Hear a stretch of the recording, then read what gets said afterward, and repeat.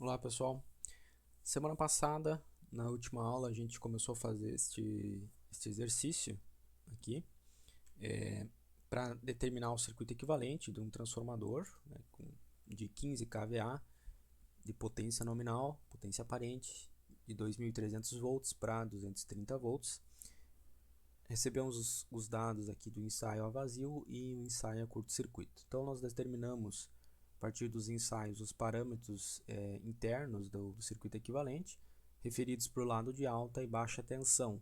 E fizemos aqui até o item C, já concluímos também, que é calcular a regulação de tensão para uma carga de fator de potência 0,8 atrasado, uma carga de fator de potência unitária e uma carga de fator de potência 0,8 adiantado, ou seja, capacitiva.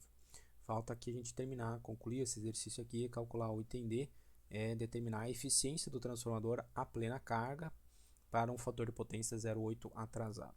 Então, só revisando, relembrando aqui, né, o que a gente fez semana passada, a gente queria determinar esse circuito equivalente do transformador pelo ensaio a vazio. A gente chegou a esses valores aqui do RC e do XM, né, então referidos para o lado de baixa tensão.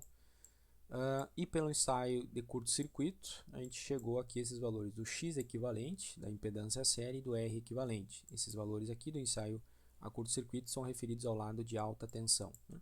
Então, o circuito equivalente do lado visto pelo lado de alta tensão, a gente tem esse circuito equivalente aqui, o RC de 105,8 kΩ e o XM de 11,23 kΩ e a reatância série, a resistência série dos enrolamentos primário e secundário, 4,4411 e um XL aí, X equivalente, né, da reatância de dispersão do primário e secundário de 6,45 ohms.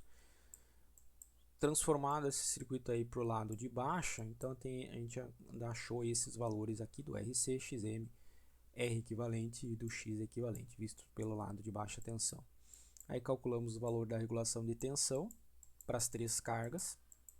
Para a carga, fator de potência 0,8 indutiva, achamos uma regulação de tensão de 2,1%, né? Ou seja, significa que a tensão, a plena carga, em relação à tensão a vazio, né? A tensão a vazio do transformador, ela vai ser 2,1% a amplitude dela maior do que a tensão a plena carga, né? Ela tem que ser lá, ou seja, a gente tem que fornecer no primário uma tensão aqui no circuito equivalente de 2,1% maior do que a tensão nominal do primário, para que, suprida a queda de tensão na impedância série interna do transformador, chegue efetivamente lá exatamente o valor nominal da tensão de saída da carga, os 230 volts, né?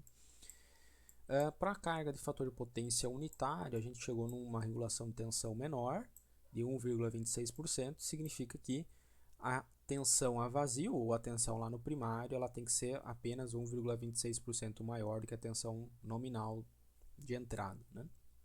Para que chegue efetivamente lá os 230 volts na carga, tensão ideal. E aí, para a carga capacitiva, a gente achou uma regulação de tensão negativa, que significa que a tensão a vazio, o valor que V1 sobre A, ele é menor, a amplitude dele, o valor eficaz é menor, magnitude menor do que a tensão a plena carga, para que chegue lá aos 230 volts na carga. Então, compreender que essa regulação de tensão negativa ajuda a gente a analisar aí o diagrama fasorial, né? Diagrama fasorial da... Vou voltar para cá. Desses três casos. Então aqui a gente continuou na outra lâmina, né? Acabou o espaço naquela lâmina que a gente começou a aula da semana passada. Passando para cá, resumimos os dados: a carga do fator de potência 0,8 indutivo, regulação de 2,1%, fator de potência unitário 1,26% e a carga com 0,8 capacitivo de fator de potência, regulação de tensão negativa de 0,073%. Tá? Então, para calcular essa tensão no circuito aberto, né, a gente basicamente não utiliza aquele, não é necessário aquele, não está presente, né, no equacionamento o ramo aqui do circuito equivalente que representa as perdas no núcleo de excitação, porque a gente escreve uma equação aqui da tensão de entrada, V1 sobre A, mais a queda de tensão na impedância série, mais a tensão V2, que é a tensão entregue para a carga na saída do transformador, né? Essa aqui é a nossa equação da LKT, né, do transformador. E aí, então, pegando a corrente nominal para cada uma das cargas, o valor fasorial da corrente, para a carga de fator de potência 0,8 indutivo, a gente tem essa corrente nominal com este ângulo aqui, e a corrente I2 entregue para a carga, a tensão I2 fasor, tensão I2 que seria o 230 volts com fase 0 graus, assumimos aqui esse fasor como a referência de 0 graus, né, da fase. E aí aqui a gente tem em laranja o fasor da queda de tensão na resistência série, que é a resistência interna dos enrolamentos do transformador, e a queda de tensão aqui em vermelho, o fasor da queda de tensão na reatância série do transformador, né? A reatância de dispersão lá do circuito equivalente. Então a soma dessas quedas aqui é o fasor aqui da queda de tensão na impedância série, a tensão nominal na carga mais a tensão de queda na impedância interna do transformador dá o fasor da tensão de entrada do transformador, né? Lembrando que essa representação fasorial aqui, como a gente não está usando os ângulos aqui da corrente, elas até estão próximos do valor correto, né?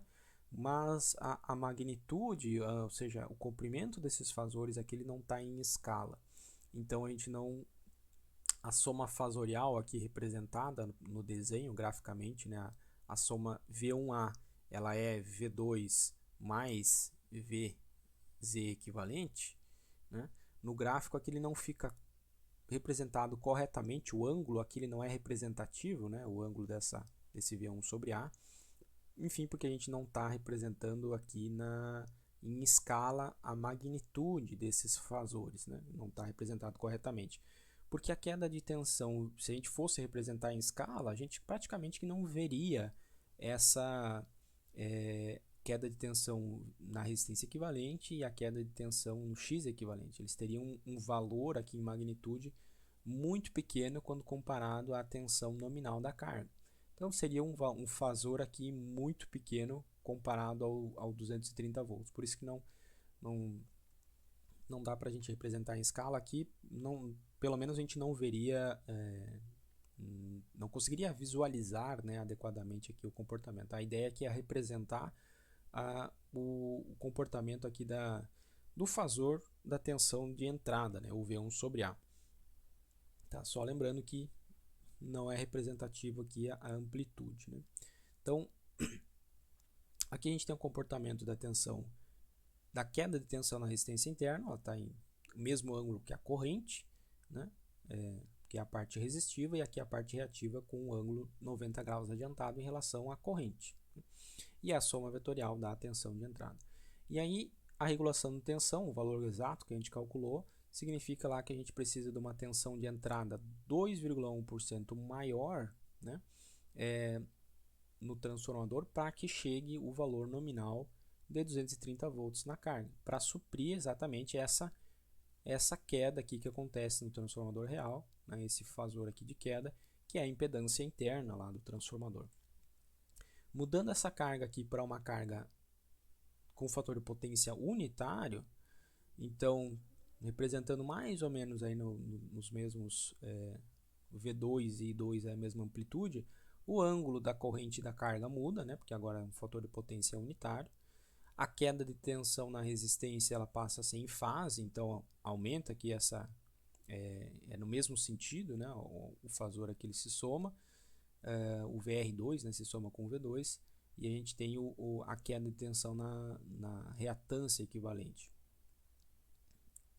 E a queda de tensão na impedância série do transformador, somado vetorialmente com a tensão nominal à plena carga, dá a tensão V1 sobre A, tensão de entrada, que é igual à tensão a vazio no transformador, né? Então aqui nesse caso com o fator de potência unitário, devido ao ângulo da corrente, os fasores aqui, a magnitude desse fasor, né, que é A ideia de representar o diagrama fasorial é que, dado o ângulo da corrente ser diferente, por conta do fator de potência da carga, né, ele causa aqui uma angulação dessa queda de tensão, é que ela muda, né?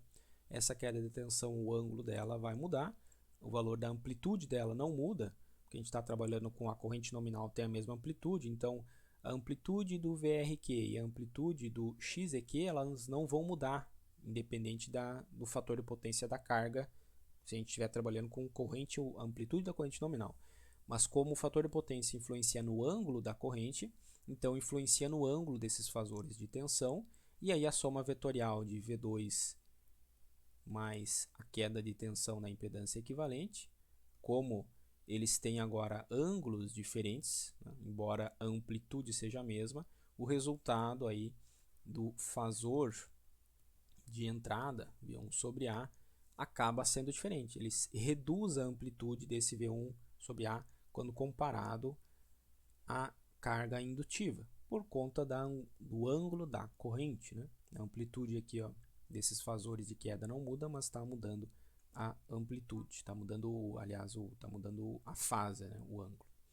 Então, essa regulação de tensão menor significa que esse fasor aqui, da tensão de entrada, ele está menor do que com a carga, com o fator de potência 0,8 indutivo. E com a carga do fator de potência capacitivo, a gente tem aí, de novo, a amplitude da corrente não muda, mas muda completamente o ângulo, a fase da corrente muda, né? Agora passa a ser adiantada. Mas como a gente está trabalhando novamente com a corrente nominal de 62,5 amperes de amplitude, a queda na impedância interna não muda a amplitude dela, mas muda a fase.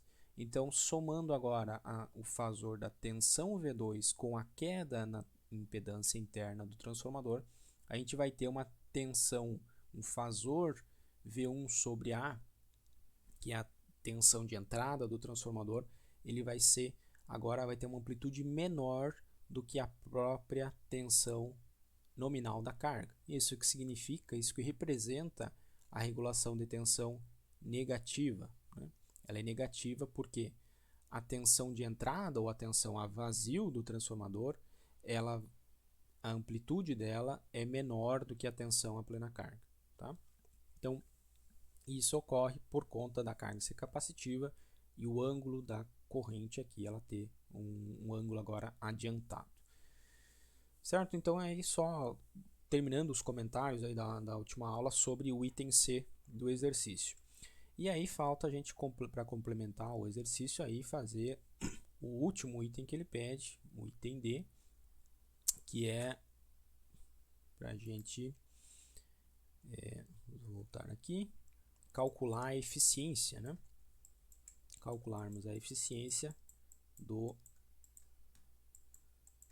equipamento com uma carga de 0,8, fator de potência 0,8 atrasado, tá? Tem qual a eficiência do transformador. Para calcular a eficiência, nós vimos também aí na última aula que nós com carga nós podemos calcular a eficiência por essa relação aqui. Eficiência é a potência de entrada dividido pela potência de saída, aliás, potência de saída dividido pela potência de entrada, sendo que a potência de entrada é a potência de saída mais as perdas no transformador, né?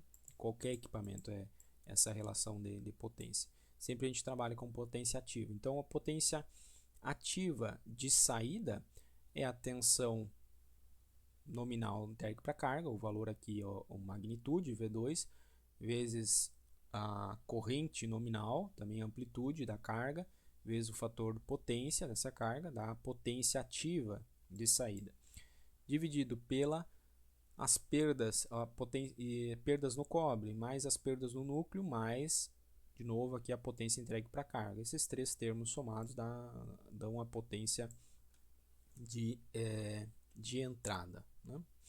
Então, voltamos aqui no nosso problema, a gente vai aplicar justamente essa relação aí, né? A eficiência do transformador, dado pela potência de saída, dividido pela potência de entrada, sendo que a potência de entrada relativo aqui, né? Percentual. A potência de entrada é dada pelas potências, pelas perdas, né? Que a gente tem perda no núcleo, mais a perda no cobre, mais aí sim a potência de saída, que é a potência entregue para a carga, que é determinada pela tensão nominal da carga, vezes a corrente nominal da carga, vezes o fator de potência da carga. E essa é a tensão, também a potência ativa de saída, certo?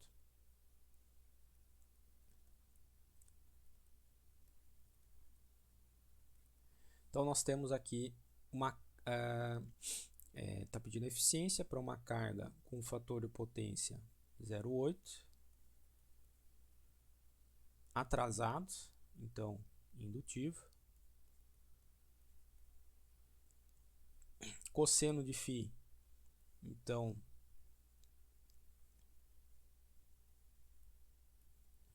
é 0,8, o valor nominal da tensão aqui, a amplitude da tensão é os 230 volts, né, desse transformador, e o valor nominal que nós calculamos de corrente para carga, 62,5 amperes. Tá? Então, esse parâmetro aqui, que é a potência de saída, a gente já pode calcular.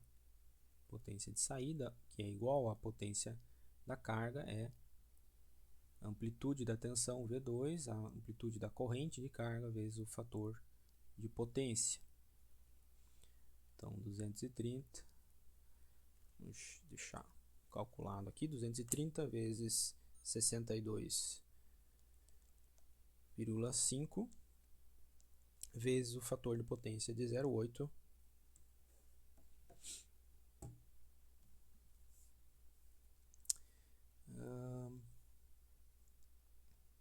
a corrente nominal é 65,2, né? Desculpa aí, pessoal. É 62, a corrente nominal que a gente calculou é 65,2. Corrigindo aqui. 65,2 amperes. Então, 230 vezes 65,2 vezes o fator de potência de 0,8. Então, 230, 65,2.8 dá 11.997 watts.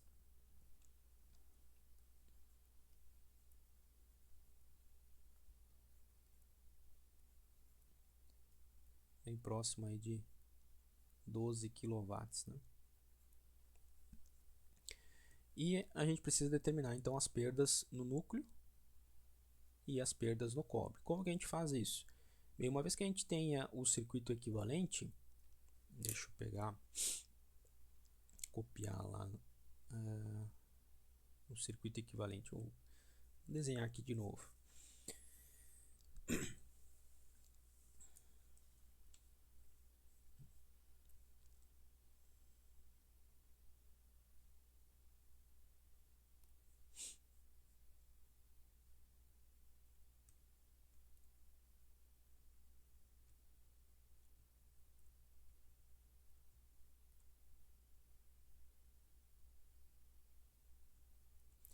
A resistência, vamos usar aqui o circuito visto pelo lado de baixa tensão, a resistência RC, devido às perdas no núcleo, nós achamos lá um valor de 1058 ohms, né?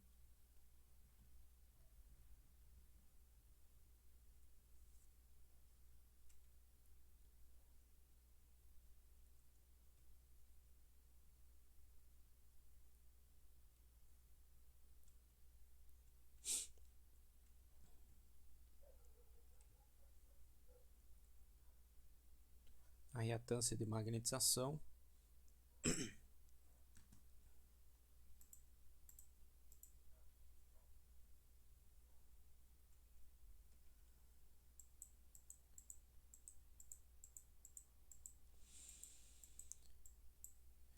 vamos usar do lado do circuito de baixa tensão, esse aqui, outro lado.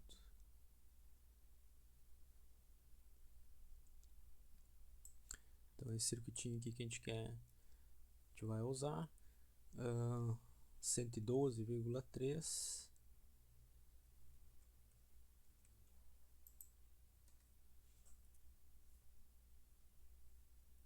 J.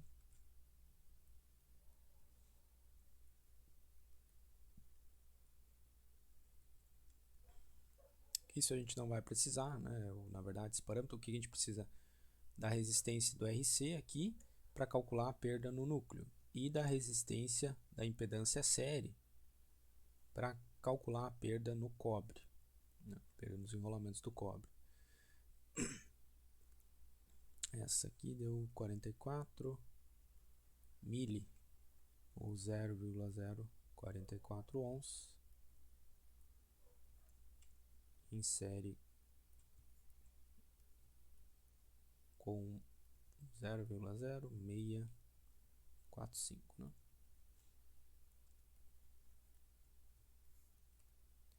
Esse é o circuito equivalente do transformador. E que a gente tem que pensar agora que qual que é a corrente que está fluindo por aqui.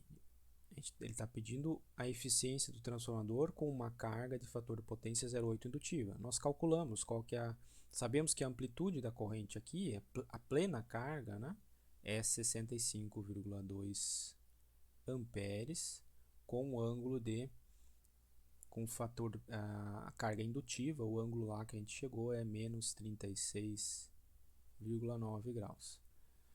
Então, essa corrente, o ângulo na verdade não vai fazer diferença, né? Que a gente quer calcular a potência dissipada nessa resistência, basta saber a magnitude da corrente elevada ao quadrado e multiplicar pela resistência. Isso vai dar a perda no cobre. E a perda no núcleo, as perdas no núcleo, a gente conhece esse valor aqui desse parâmetro, da resistência RC, e a potência dissipada nessa resistência aqui equivalente, a gente não calculou em nenhum momento a corrente aqui, e nem vai precisar calcular essa corrente, né? Não diretamente. Mas a gente sabe que a tensão de entrada aqui, tá? Ela é dada por V1, referida para o lado de baixa tensão, né? É o V1 sobre A, é o V1 sobre a relação de transformação. E isso aqui a gente já calculou para essa carga, esse tipo de carga, fator de potência 0,8 indutivo, que foi o primeiro caso que a gente fez. Aqui a gente tem o V2, onde é que está o V1? Está aqui nessa lâmina. Acho que não. A amplitude de V1, volta aqui para a nossa resolução da aula passada. Para a carga de fator de potência 0,8 indutivo, aqui nós calculamos a corrente primeiro, né? Aplicamos o circuito e achamos aqui, ó, o V1 sobre A de 234,82 com ângulo de 0 graus. Então, este valor aqui que a gente vai usar.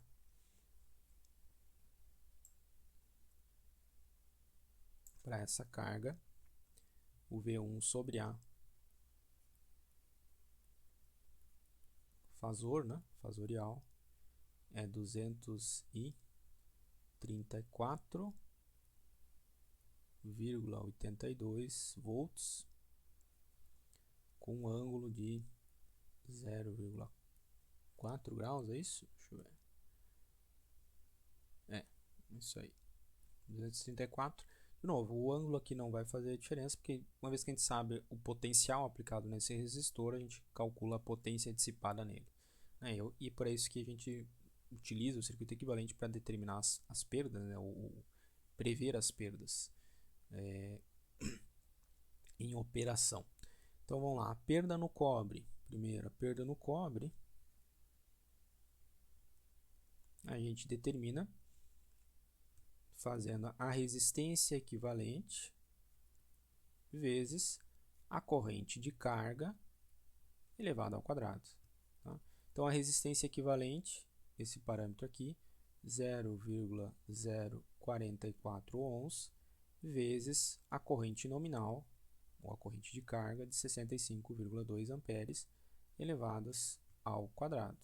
Então, essa perda no cobre, vai dar um valor de 65,2 ao quadrado, 4,251 kg vezes 0,044 ohms, perda de 187 watts, a potência, né? Então, a potência de 187,05 watts. Essa é a perda nos enrolamentos. Então, para a plena carga, né, funcionando a plena carga lá no secundário do transformador, sendo uma carga com fator de potência 0,8 indutiva, é a potência que vai estar sendo dissipada no aquecimento dos enrolamentos do primário e secundário juntas, vai representar uma potência ativa de 187 watts, certo? E aí, as perdas no núcleo, que são devido às perdas por histerese e por correntes parasitas, então a gente calcula aqui pela resistência RC. Então, uma vez que a gente tem a tensão V1 sobre A, que é a tensão aplicada a essa resistência, elevado ao quadrado, dividido pela resistência RC, a gente tem a potência dissipada nesse elemento resistivo, né? Tensão elevada ao quadrado dividido pela resistência. Então, a gente tem aqui a tensão para essa carga, e o V1 sobre A, que a gente calculou, a gente precisa apenas da magnitude dele, então 234,82 elevado ao quadrado, dividido pelo valor da resistência, 1058 ohms. Então,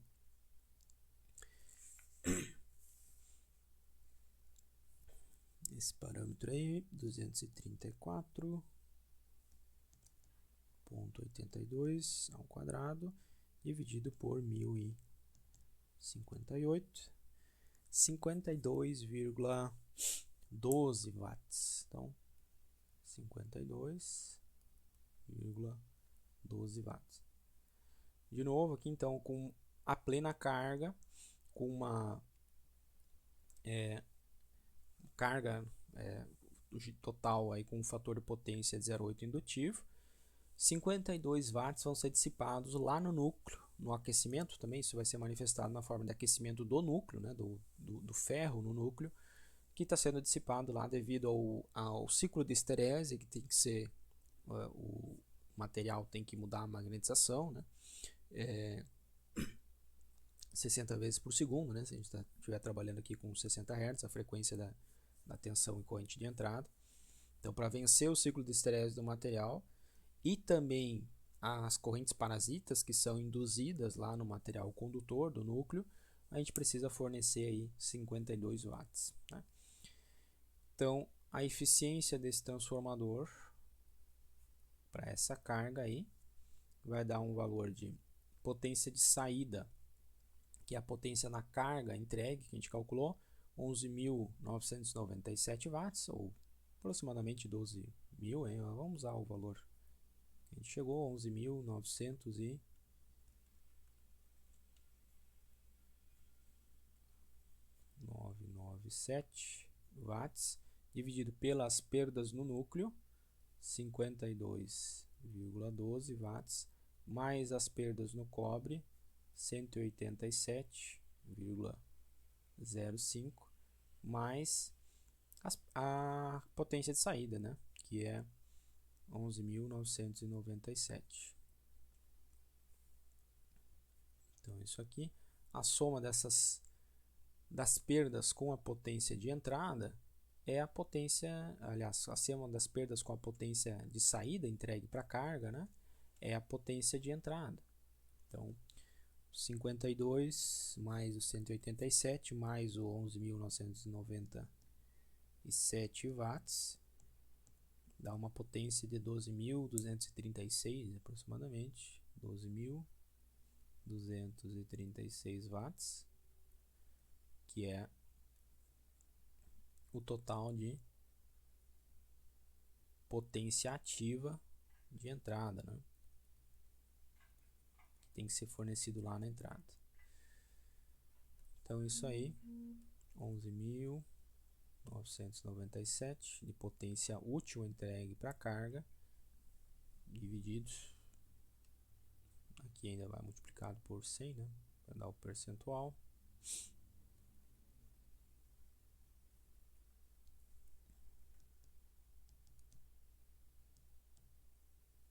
Noventa e 98,04%. Então, uma eficiência de 98,04%, tá?